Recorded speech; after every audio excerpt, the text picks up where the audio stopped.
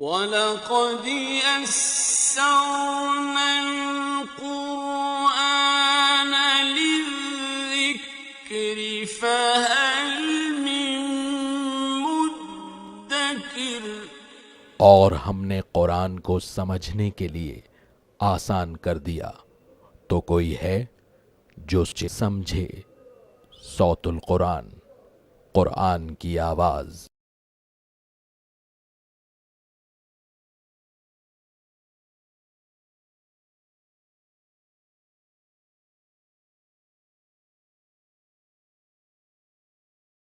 نحمده ونصلي على رسوله الكريم اما بعد فاعوذ بالله من الشيطان الرجيم بسم الله الرحمن الرحيم ان المسلمين والمسلمات والمؤمنين والمؤمنات والقانتين والقانتات والصادقين والصادقات والصابرين والصابرات والصابرين والصابرات والخاشعين والخاشعات والمتصدقين والمتصدقات والصائمين والصائمات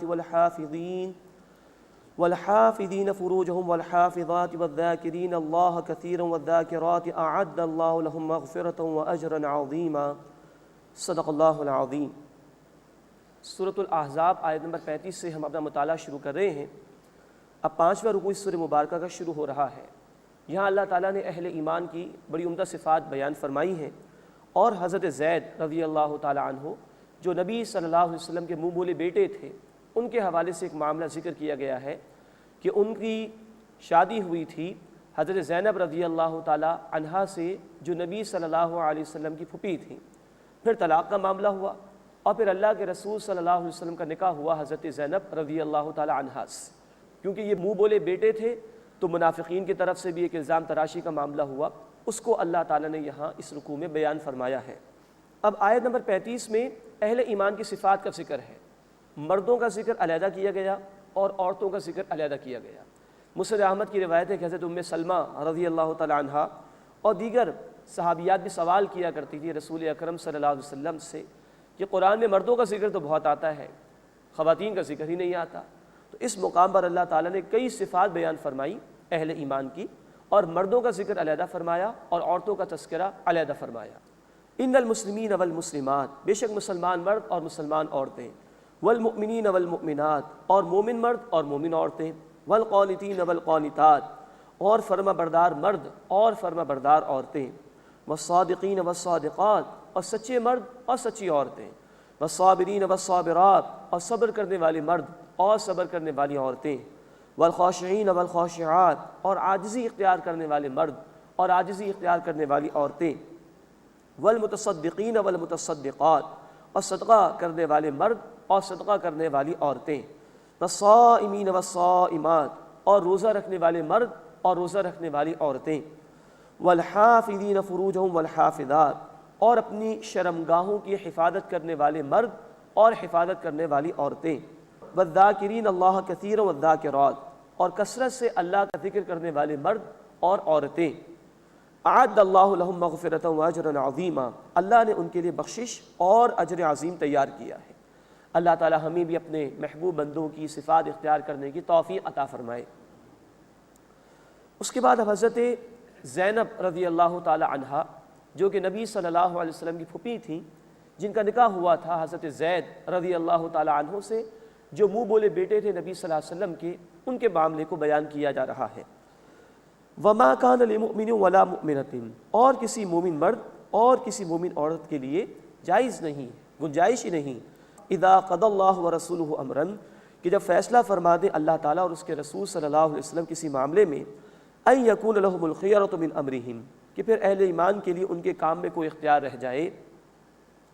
یہ اشارہ اس بات کی طرف ہے کہ اللہ کے رسول صلی اللہ علیہ وسلم کی چاہت تھی کہ حضرت زید کا نکاح حضرت زینب سے ہو جائے، لیکن حضرت زید کیونکہ پہلے غلام تھے اور آزاد کیے گئے تھے، تو حضرت زینب کے بھائی اور دیگر گھر والے کچھ آمادہ اس پر نہیں ہو رہے تھے۔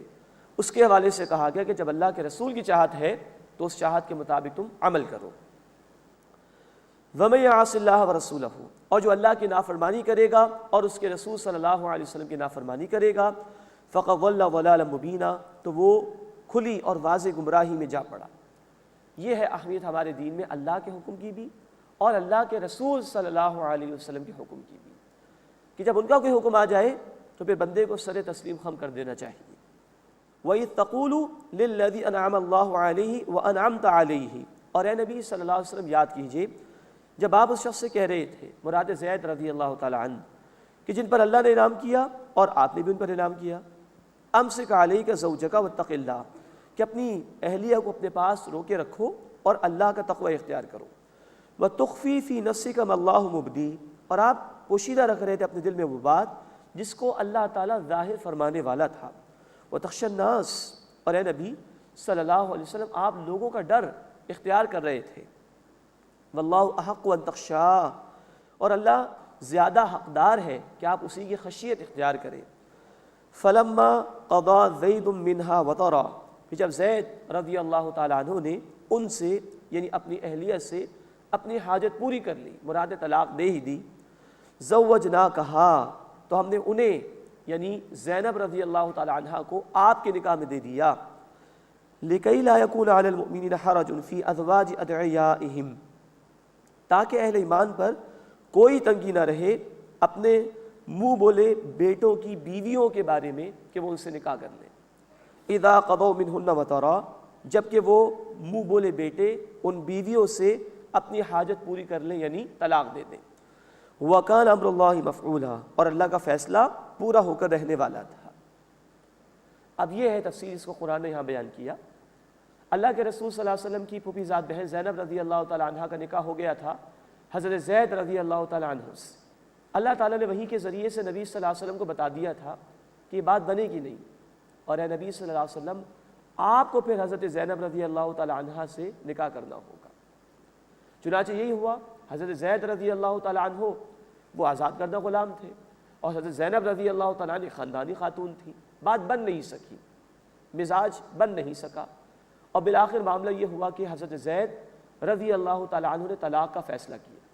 اللہ کے رسول صلی اللہ علیہ وسلم نے ابتداءً اس کو پسند نہیں کیا، آپ نہیں چاہتے تھے کہ ایسا ہو، لیکن بہرحال اللہ نے وحی کے ذریعے سے بتا دیا تھا کہ ایسا ہوگا، اور اللہ چاہتا ہے کہ ایسا ہو، تاکہ وہ ایک بہت بڑی بری رسم جو اس معاشرے میں جاری تھی کہ منہ بولے بیٹوں کو حقیقی بیٹا سمجھتے تھے، اور اگر منہ بولے بیٹے کی بیوی کو طلاق ہو جائے تو اس بیوی سے نکاح کرنے کو معیوب سمجھتے تھے۔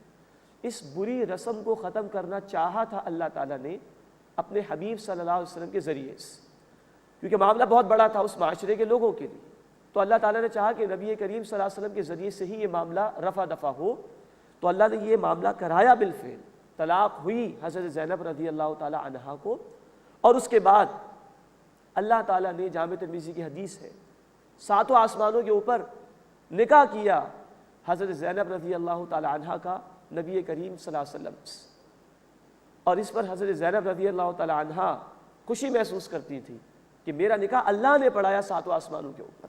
مزید نوٹ فرمائی کہ قرآن حکیم کی واحد آیت ہے جہاں کسی صحابی کا نام آیا حضرت زید رضی اللہ تعالیٰ عنہ، تو ان کی دلجوئی اس طرح ہوئی کہ قرآن حکیم میں ان کا نام آیا، اور حضرت زینب رضی اللہ تعالیٰ عنہ کی دلجوئی اس طرح ہوئی کہ اللہ تعالیٰ نے انہیں نبی صلی اللہ علیہ وسلم کے نکاح میں دے دیا۔ لیکن نوٹ فرمائیے، ایک طرف تو یہ اتنی بڑی رسم کا خاتمہ بھی تھا، دوسری طرف یہ نبی کریم صلی اللہ علیہ وسلم کا 5واں نکاح بھی تھا تعداد کے اعتبار سے، اس پر بھی منافقین کی طرف سے اعتراض اٹھا، تو اللہ تعالیٰ نے کہا بھی کہ نبی صلی اللہ علیہ وسلم آپ پوشیدہ رکھ رہے تھے اس کو، اور اللہ تعالیٰ ظاہر فرمانے والا تھا اس معاملے کو۔ اللہ تعالیٰ چاہتا تھا کہ اس بری رسم کا خاتمہ ہو، اور یہ بھی واضح کر دیا جائے کہ عام مسلمانوں کے لیے 4 نکاحوں کی اجازت ہے میکسیمم، لیکن نبی صلی اللہ علیہ وسلم کے لیے اس سے زائد کا معاملہ ہے، کوئی پابندی نہیں تھی نبی صلی اللہ علیہ وسلم پر، اس کا ذکر آگے چل کر بھی آئے گا۔ تو یہ بہرحال ہوا ہے، اور حضرت زینب کا نکاح پھر اللہ تعالیٰ نے فرما دیا نبی کریم صلی اللہ علیہ وسلم سے۔ مزید اللہ کے رسول صلی اللہ علیہ وسلم کی صداقت کی دلیل کو نوٹ فرمائیے، جامع ترمذی کی حدیث ہے، حضرت عائشہ رضی اللہ تعالیٰ عنہ نے فرمایا اگر بالفرض اللہ کے رسول صلی اللہ علیہ وسلم نے قرآن میں سے کسی آیت کو چھپایا ہوتا تو یہ آیت چھپاتے، کہ نبی آپ اسے پوشیدہ رکھ رہے تھے اور اللہ ظاہر فرمانے والا تھا، سب کچھ اللہ کے رسول صلی اللہ علیہ وسلم نے بیان فرمایا، ہر شے آپ صلی اللہ علیہ وسلم نے بیان فرمائی، یہ کلام صداقت پر مبنی ہے، اور اللہ کے رسول صلی اللہ علیہ وسلم نے ایک ایک بات امت کو منتقل فرما دی۔ تو یہ اللہ تعالیٰ کی اصل میں پلاننگ تھی. یہ معاملہ تمام کا تمام ہوا اور اس بری رسم کا خاتمہ ہوا کہ لوگ اپنے منہ بولے بیٹوں کو حقیقی بیٹا سمجھتے تھے اور ان کی بیویوں کو اگر طلاق ہو جاتی تو وہ ان سے نکاح نہیں کرتے تھے. اللہ نے معاملہ کرا کے اس رسم کا خاتمہ فرمایا. وَكَانَ أَمْرُ اللَّهِ مَفْعُولًا، اور اللہ کا فیصلہ ہو کر رہنے والا تھا.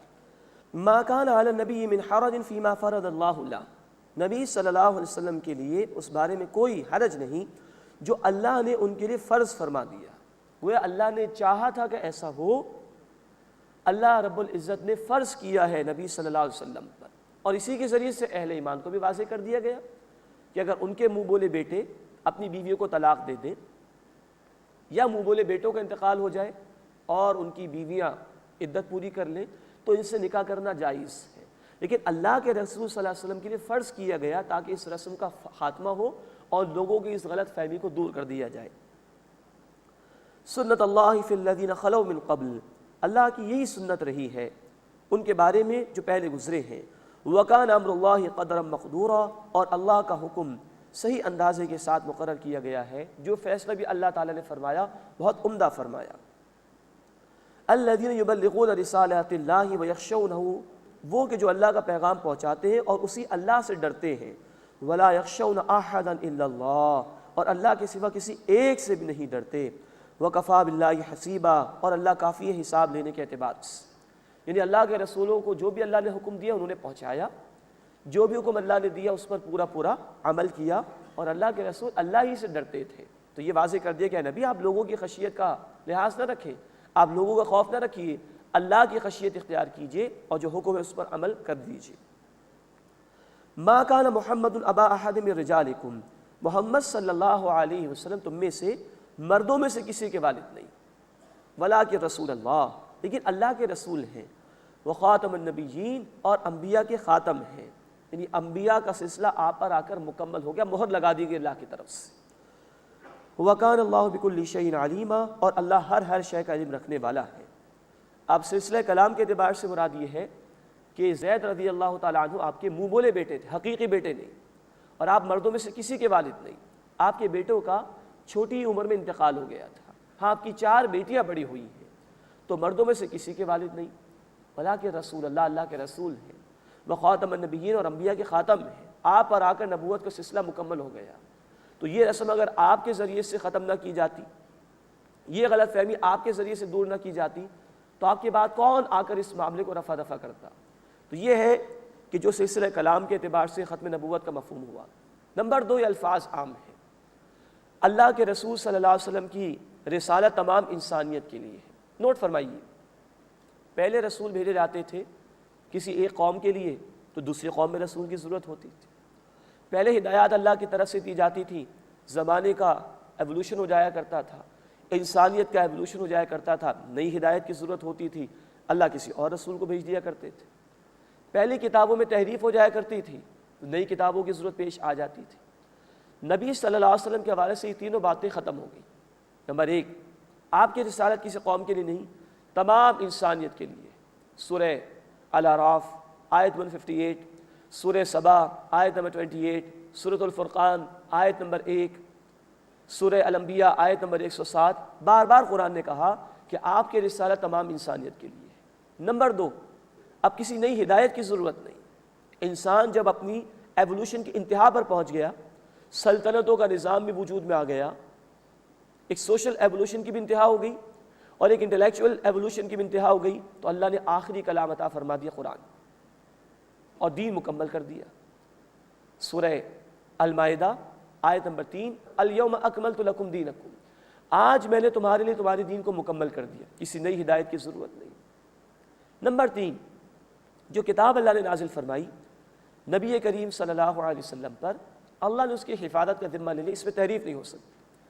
سورۃ الحجر آیت نمبر 9، انا نحن نزلنا الذکر وانا لہ لحافظون، ہم نے اس الذکر یعنی قرآن کو نازل کیا ہے اور ہم ہی اس کی حفاظت کرنے والے ہیں. تو یہ تینوں باتیں مکمل ہو گئی آپ صلی اللہ علیہ وسلم پر. آپ کی رسالت تمام انسانیت کے لیے، کسی نئے علاقے کے لیے رسالت کی ضرورت نہیں. آپ پر دین مکمل ہو گیا، نئی ہدایت کی ضرورت نہیں. کتاب محفوظ ہو گئی، تحریف نہیں ہو سکتی. تو یہ دلائل ختم نبوت کے کہ نبوت ختم ہو گئی رسول اکرم صلی اللہ علیہ وسلم پر. وَلَٰكِن رسول اللہ، اور اللہ کے رسول ہیں، وَخَاتَمَ النَّبِيِّينَ، اور نبیوں کے خاتم ہیں، آپ پر آ کر نبوت ختم ہو گئی۔ وَكَانَ اللَّهُ بِكُلِّ شَيْءٍ عَلِيمًا، اور اللہ تعالیٰ ہر شے کا علم رکھنے والا ہے۔ اس کے بعد اس سورہ مبارکہ کا 6واں رکوع شروع ہو رہا ہے۔ اس میں تسمیح کا ذکر ہے اور رسول اکرم صلی اللہ علیہ وسلم کی عمدہ صفات کا بیان ہے، اور آپ صلی اللہ علیہ وسلم کی خصوصیات کا ذکر بھی آیا ہے جو اللہ نے آپ ہی کو عطا فرمائی تھی۔ یا ایھا الذین آمنوا اذکروا اللہ ذکرا کثیرا، اے ایمان والو اللہ کا ذکر کرو کثرت سے، وسبحوہ بکرۃ وأصیلا، اور صبح و شام اس کی تسبیح بیان کرو۔ هو الذی یصلی علیکم وملائکتہ، اور وہی اللہ ہے جو تم پر رحمت بھیجتا ہے اور اس کے فرشتے بھی۔ لیخرجکم من الظلمات الی النور، تاکہ وہ اللہ تمہیں نکالے اندھیروں سے روشنی کی طرف۔ اللہ کی صلاۃ یہ ہے کہ اللہ بندوں پر رحمت نازل فرماتا ہے، فرشتوں کی صلاۃ یہ ہے کہ فرشتے بندوں کے لیے رحمت کی دعا کرتے ہیں اللہ سے۔ وَكَانَ بِالْمُؤْمِنِينَ رَحِيمًا، اور اللہ تعالیٰ اہل ایمان پر رحم فرمانے والا ہے۔ تحیتہم یوم یلقونہ سلام، ان کی دعا جس دن وہ اس سے ملیں گے سلام ہوگی۔ وَأَعَدَّ لَهُمْ أَجْرًا كَرِيمًا، اور اس اللہ نے ان کے لیے بڑا اجر تیار فرمایا ہے۔ اب اس کے بعد نبی صلی اللہ علیہ وسلم کی بڑی عمدہ صفات کا ذکر ہے۔ یا ایھا النبی، اے نبی صلی اللہ علیہ وسلم، انا ارسلناک شاہدا ومبشرا ونذیرا، بے شک ہم نے آپ کو گواہی دینے والا بنا کر بھیجا اور خوشخبری سنانے والا بنا کر اور خبردار کرنے والا بنا کر، وداعیا الی اللہ باذنہ، اور اللہ کے حکم سے اس کی طرف دعوت دینے والا بنا کر، وسراجا منیرا، اور روشن چراغ بنا کر۔ یعنی آپ صلی اللہ علیہ وسلم نے لوگوں پر اللہ کے دین کی گواہی پیش کی، آپ بشارت دینے والے تھے ان کو جو حق کو قبول کر لیں، آپ خبردار کرنے والے تھے ان کو جو نافرمانیاں کر رہے ہیں، آپ نے اللہ کے حکم سے لوگوں کو اللہ کے دین کی طرف دعوت دی، اور آپ ہدایت کا روشن چراغ ہیں۔ یہ خوبصورت صفات ہے اللہ کے رسول صلی اللہ علیہ وسلم کی جو بیان ہوئی۔ اب یہ کام امت کی ذمہ داری کہ وہ انسانیت تک اللہ کا پیغام پہنچائے، اس کی گواہی دے، وہ لوگوں کو بشارت دے جو قبول کرنے والے ہیں، وہ لوگوں کو خبردار کرے اللہ کے آداب سے جو نافرمان ہیں، وہ دعوت دین کا کام کرے اور ہدایت کو اللہ کے بندوں تک پہنچانے کی کوشش کرے۔ وبشر المؤمنین، اور اے نبی صلی اللہ علیہ وسلم ایمان لانے والوں کو بشارت دے دیجئے، بِأَنَّ لَهُم مِّنَ اللَّهِ فَضْلًا كَبِيرًا، کہ ان کے لیے اللہ کی طرف سے بڑا فضل ہے۔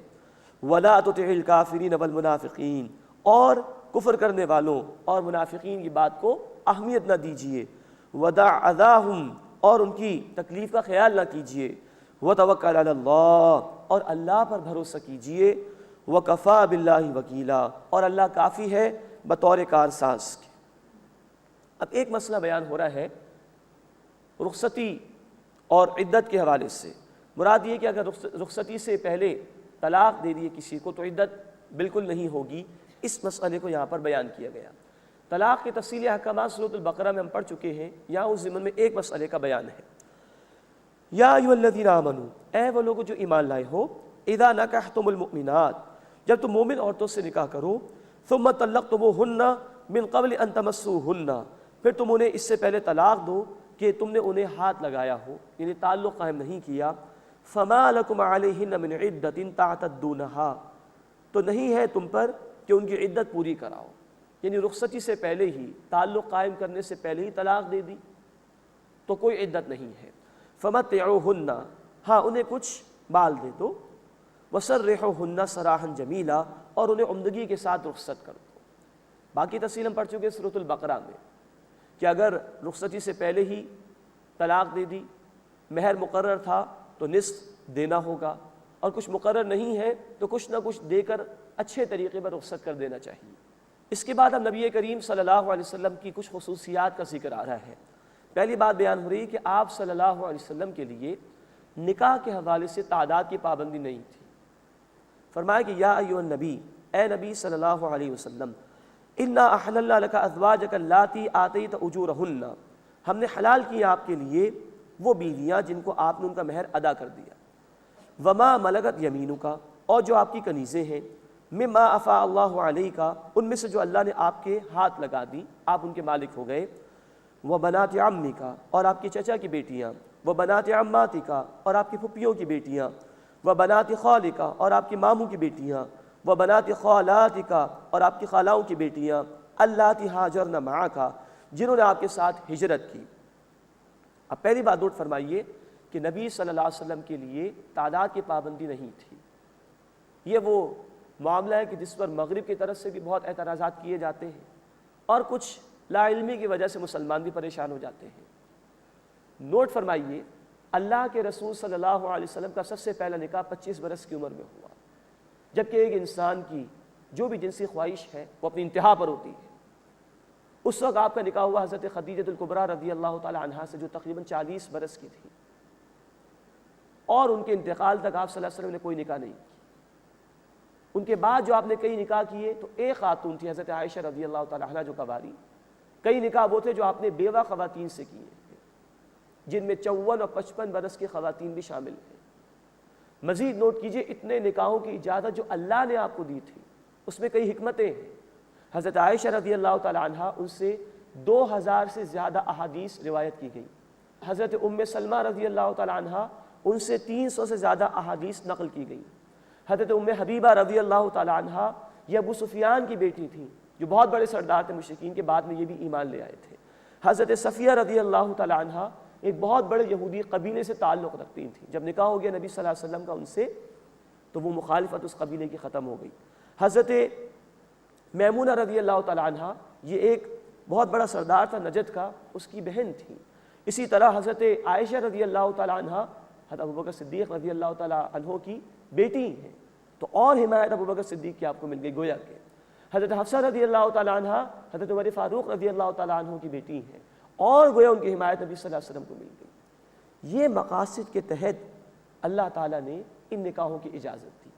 پھر ایک نکاح جو حضرت زینب سے ہوا رضی اللہ تعالیٰ عنہ، اس کے ذریعے سے جو بہت بڑی ایک رسم تھی، جو بہت بڑی غلط فہمی تھی اس معاشرے کی، اس کو اللہ تعالیٰ نے دور فرمایا۔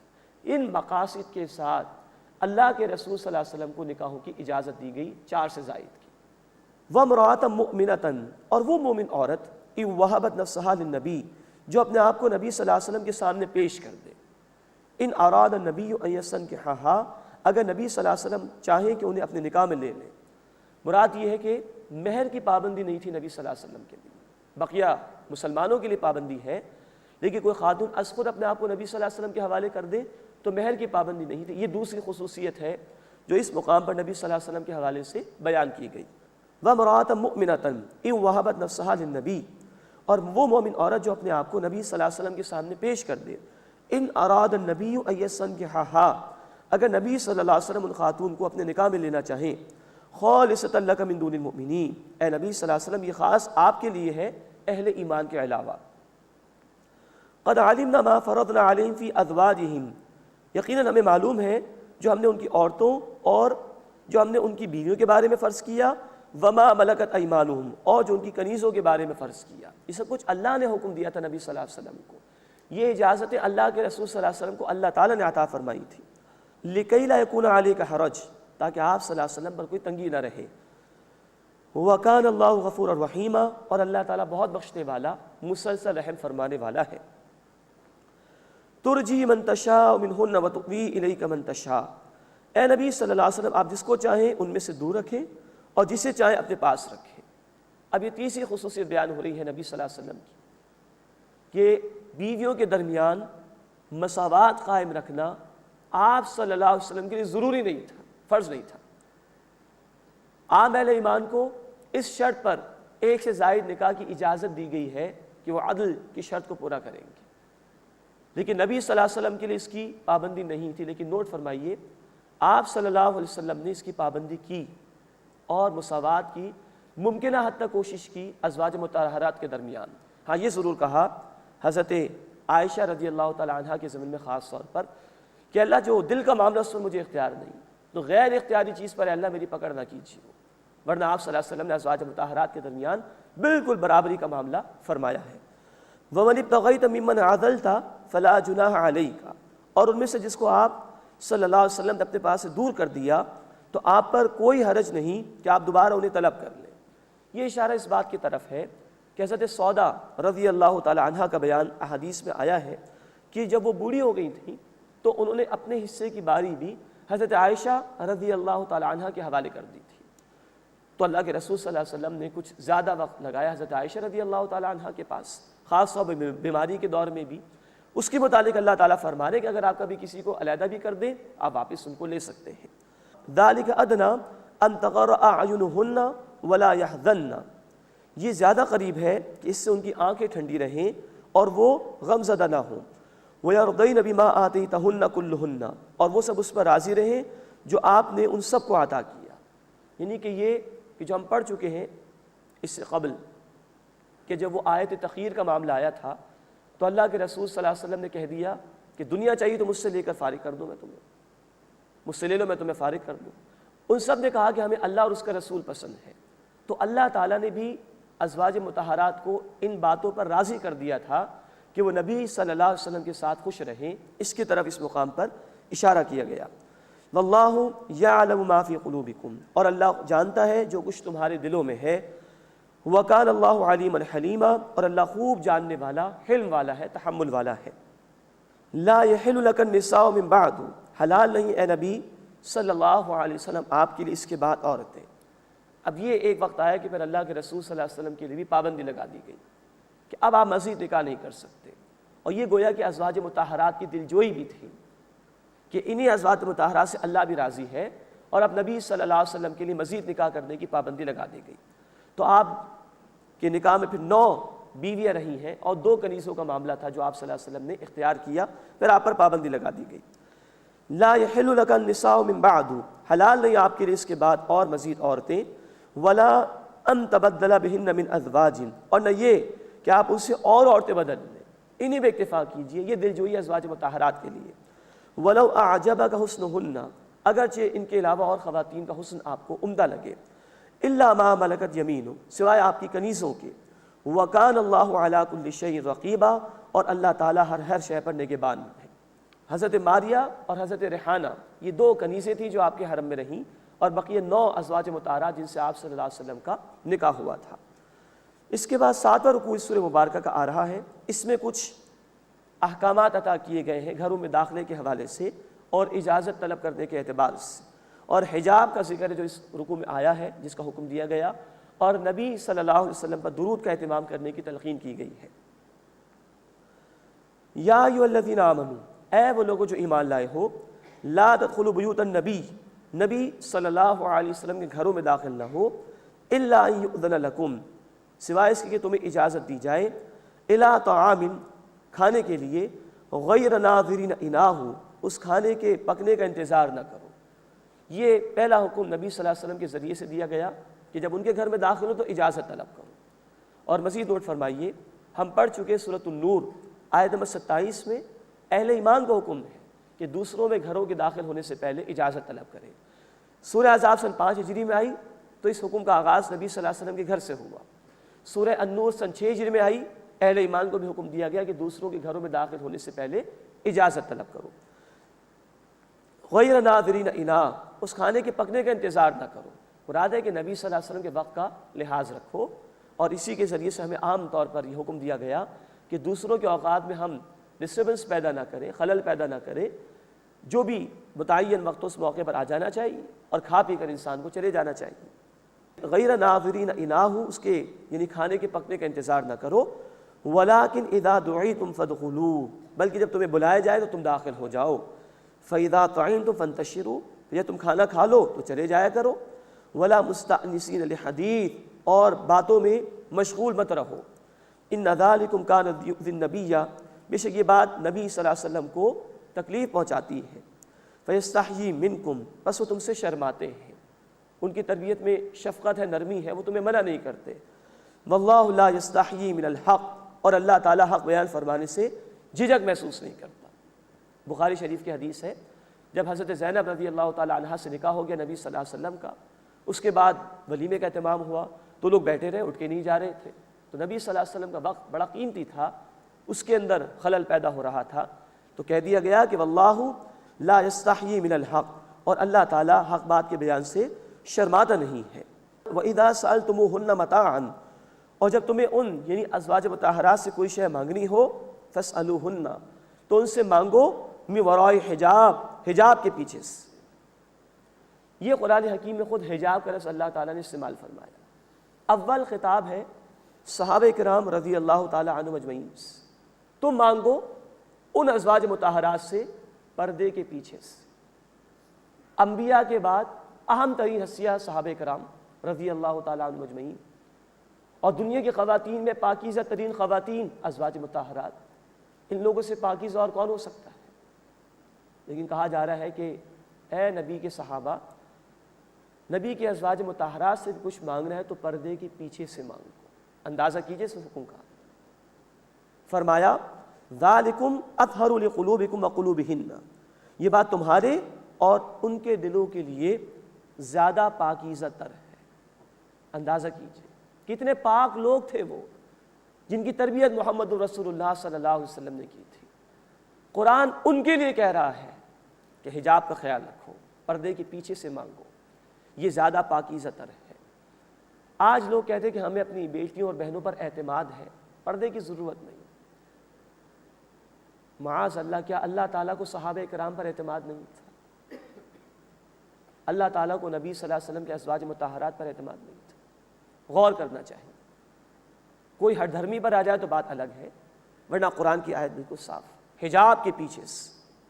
آگے چل کر ہم پڑھیں گے انشاءاللہ تعالیٰ اسی سورہ مبارکہ میں آیت نمبر 59 میں کہ چہرے کو ڈھانکنے کا بھی حکم قرآن حکیم نے دیا ہے۔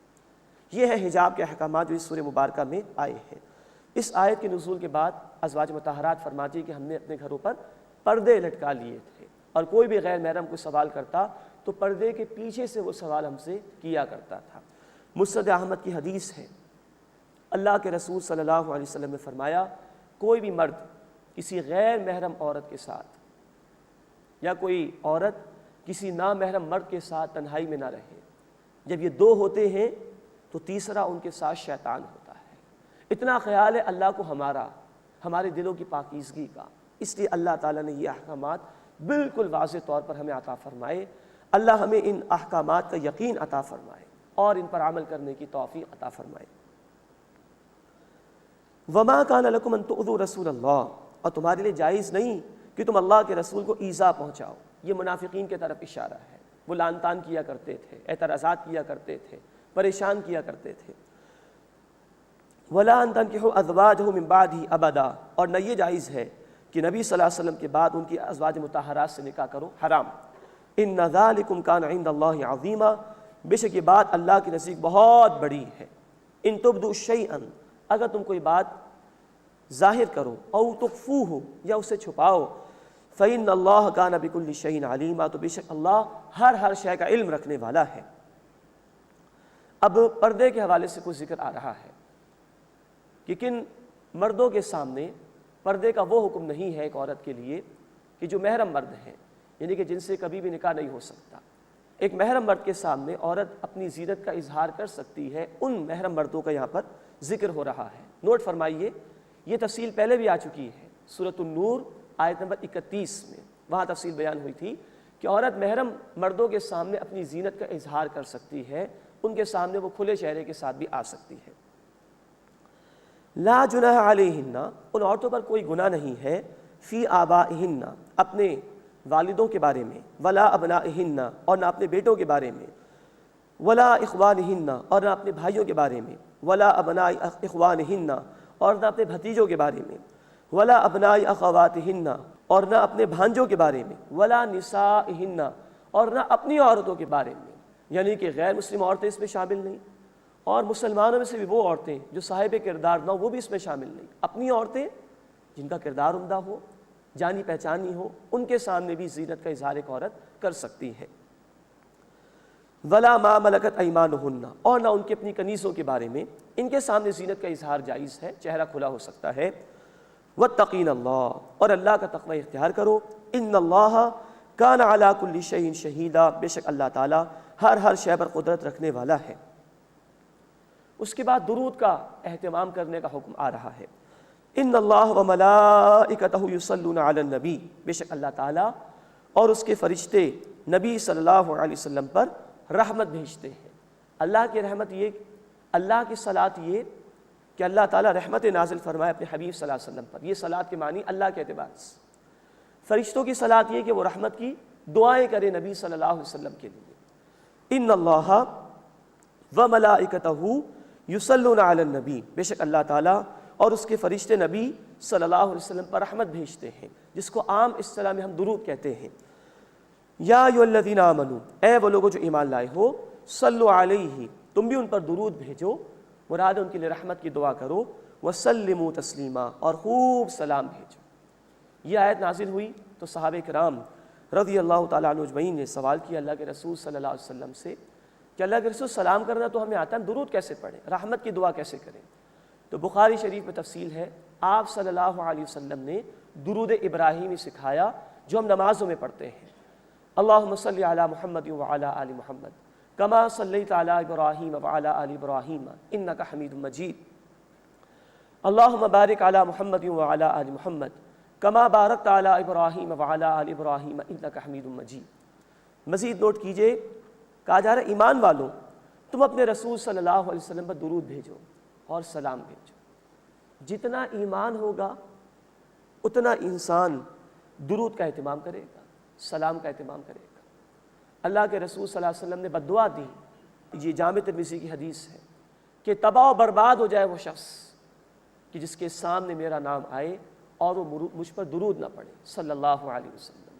کہیں آپ نے حدیث سے فرمایا وہ آدمی بڑا بخیل اور کنجوس ہے جو مجھ پر درود نہیں بھیجتا۔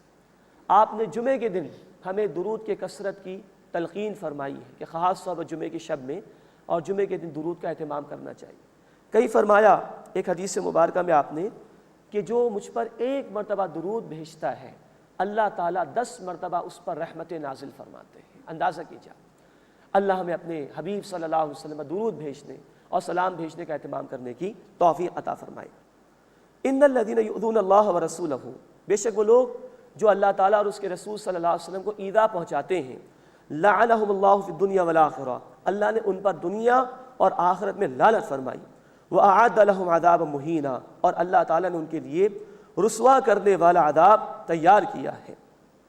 والذین یؤذون المؤمنین والمؤمنات، اور جو لوگ ایذا پہنچاتے ہیں، تکلیف دیتے ہیں مومن مردوں اور عورتوں کو، بغیر مکتسبوا، بغیر اس کے کہ ان مومن مردوں اور عورتوں نے کوئی گناہ کیا ہو، فقد احتملوا بہتانا واثما مبینا، تو انہوں نے اٹھا لیا بہت بڑا بہتان اور سری گناہ اپنے سر، یعنی جو جھوٹی تہمتیں لگا رہے ہیں ایمان پر وہ بہت بڑا جرم اور گناہ کر رہے ہیں اور کما رہے ہیں بہت بڑا سری بہتان اپنے اوپر۔ اس کے بعد 8واں رکوع اس سورہ مبارکہ کا شروع ہو رہا ہے جس میں ابتداءً چہرے کے پردے کے حوالے سے اللہ تعالیٰ نے ذکر فرمایا ہے اور اس کے بعد منافقین اور کفار اور ان کی سزاؤں کا بیان آیا ہے۔ یا ایھا النبی، اے نبی صلی اللہ علیہ وسلم، قل لازواجک، فرما دیجئے اپنی بیویوں سے، وبناتک، اور اپنی بیٹیوں سے۔ معلوم ہو رہا ہے اس مقام پر بناتکا کے الفاظ سے کہ نبی صلی اللہ علیہ وسلم کی ایک سے زائد بیٹیاں تھیں۔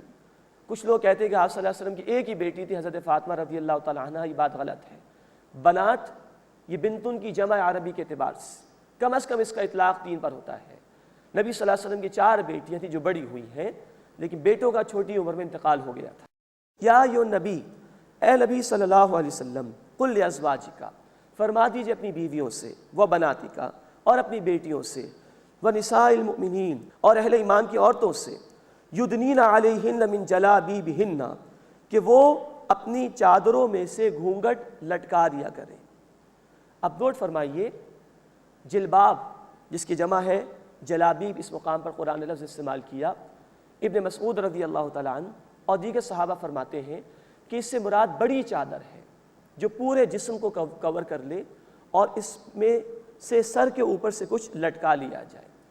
الفاظ آئے ہیں یدنین علیہن، ادنا کے معنی قریب ہونے کے، ادنا علا کے معنی کسی شے کو لٹکانے کے، یعنی نبی صلی اللہ علیہ وسلم ان سے فرما دیجئے کہ اپنے چہروں کے اوپر بھی کچھ لٹکا لیں، اشارہ ہے چہرے کو چھپانے کی طرف۔ نوٹ فرمائیے، حضرت عائشہ رضی اللہ تعالی عنہا کا جب معاملہ ہوا تھا غزوہ بنی مصطلق سے واپسی کے موقع پر، بخاری شریف میں تفصیل ہے، جب وہ صفوان معطل رضی اللہ تعالی عنہ آئے تھے تو ان کو دیکھ کر حضرت عائشہ رضی اللہ تعالی عنہا نے اپنے چہرے کو چھپا لیا تھا چادر سے۔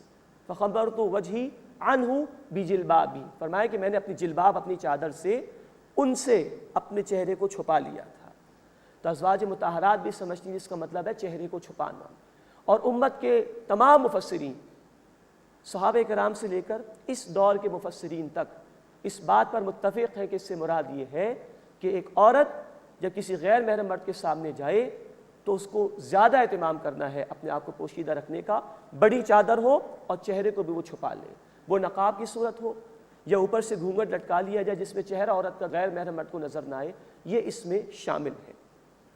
مزید نوٹ فرمائیے, حضرت عائشہ رضی اللہ تعالی عنہ فرماتی, مسلم شریف کی روایت ہے کہ یہاں تک کہ جب ہم حالت احرام میں ہوتے تھے کہ جب جائز نہیں ہے ایک عورت کے لیے کہ کوئی کپڑا اس کے چہرے پر لگ جائے, وہ فرماتی ہے کہ ہم جاتے تھے, قافلے آتے تھے تو ہم لکڑی سی لگ کر اس کے اوپر سے چادر گرا کر اپنے چہرے کو چھپا لیا کرتے تھے. اتنا اہتمام الخواتین نے فرمایا. بعض لوگ کہتے ہیں کہ پردے کا حکم صرف ازواج مطہرات کے لیے ہے.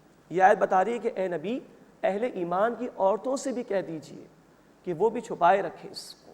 تو یہ واضح احکامات ہیں اللہ تعالیٰ کے, اس لیے کہ نوٹ فرمائیے سورہ نور کی آیت نمبر 31 میں ایک لسٹ آئی تھی کہ ان مردوں کے سامنے جو کہ غیر محرم ہیں, جن کا ذکر کچھ دیر پہلے بھی آیا ہے, ایک عورت اپنی زینت کا اظہار کر سکتی ہے. اس کا مطلب یہی ہے غیر محرم مردوں کے سامنے اظہار نہیں کر سکتی اپنی زینت کا, اور زینت کا اہم ترین مقام ایک چہرہ ہی ہے. کسی عورت کے چہرے کو دیکھ کر ہی کسی مرد کے فتنے میں مبتلا ہونے کے امکانات زیادہ ہیں. تو ظاہری بات ہے کہ چہرے کا چھپانا اول درجے میں لازم ہوگا. اس کی طرف اشارہ یہ آیت مبارکہ کر رہی ہے. یا ایھا النبی, اے نبی صلی اللہ علیہ وسلم, قل لازواجک وبناتک ونساء المؤمنین, اپنی بیویوں اور اپنی بیٹیوں اور اہل ایمان کی عورتوں سے کہہ دیجئے یدنین علیہن من جلابیبہن, کہ وہ اپنی چادروں میں سے گھونگھٹ نکال لیا کریں. ذالک ادنی ان یعرفن, یہ اس سے زیادہ قریب تر ہے کہ وہ پہچان لی جائیں. فلا یؤذین, تو انہیں ستایا نہ جائے. معلوم ہے کہ شریف زادیاں ہیں, اعلیٰ اخلاق کے حامل ہیں, معاذ اللہ کوئی بری کردار کی عورتیں نہیں ہیں. اللہ تعالیٰ ہر مومن عورت کو یہ مقام دینا چاہتا ہے کہ وہ شرم و حیا اور عفت اس کا پیکر بن جائے. دیکھیے عیسائیوں کے ہاں وہ عورتیں جن کو نن کہا جاتا ہے, جو اسکارف پہنتی ہیں, پورا لباس اختیار کرتی ہیں, اپنے آپ کو وقف کر دیتی ہیں ان کے مذہب کی خدمت کے لیے, انسانیت کی خدمت کے لیے, ان کو عیسائیت بہت بڑا رتبہ دیتی ہے کہ بڑی شریف زادی ہیں ہمارے معاشرے کی. ہماری خواتین کو بھی سوچنا چاہیے کہ ہمارا دین جس نے وہ لباس مقرر کیا کہ جو عائشہ صدیقہ کا لباس رضی اللہ تعالی عنہ, جو فاطمہ الزہرا کا لباس رضی اللہ تعالی عنہ, یہ لباس پاکیزہ لباس, اس میں ایک عورت محفوظ رہتی ہے اور اظہار ہو جاتا ہے کہ شریف زادی ہے. نگاہیں نہیں اٹھتی اس کی طرف, ورنہ یہی نگاہیں ہیں جس کو ابن ماجہ شریف کی حدیث میں کہا گیا کہ یہ نظر شیطان کے تیروں میں سے ایک تیر ہے. تو اللہ ہر مومن عورت کو پاکیزہ بنانا چاہتا ہے, اس کو شریف النفس بنانا چاہتا ہے اور اس کو حیا کا پیکر بنانا چاہتا ہے. ذالک ادنی ان یعرفن, یہ سے قریب تر ہے کہ وہ پہچان لی جائیں. فلا یؤذین, بس انہیں ستایا نہ جائے, ان کی عفت کی حفاظت ہو جائے, ان کی شرم و حیا کی حفاظت ہو جائے. وکان اللہ غفورا رحیما, اور اللہ بہت بخشنے والا مسلسل رحم فرمانے والا ہے. اللہ ہمیں ان احکامات پر یقین عطا فرمائے. اللہ ہماری بہنوں کو, ہماری خواتین کو عائشہ صدیقہ رضی اللہ تعالی عنہ, فاطمہ الزہرا رضی اللہ تعالی عنہ کی پیروی کرتے ہوئے وہ لباس اختیار کرنے کی توفیق عطا فرمائے جس کا حکم قرآن نے دیا. آج دجالی تہذیب ہے, عورت کو آزاد کرنے کی بات کہی جا رہی ہے, جبکہ دین عورت کو پردے میں رہنے کا حکم دیتا ہے, اس کی عفت اور اس کی شرم و حیا کا ضامن ہے. اللہ ہماری خواتین کو اس دجالی تہذیب کا مقابلہ کرنے کی توفیق عطا فرمائے اور شرم و حیا کا پیکر بنتے ہوئے معاشرے میں اچھے جذبات کو پروموٹ کرنے کی توفیق عطا فرمائے. آمین یا رب العالمین. وآخر دعوانا ان الحمد للہ رب العالمین.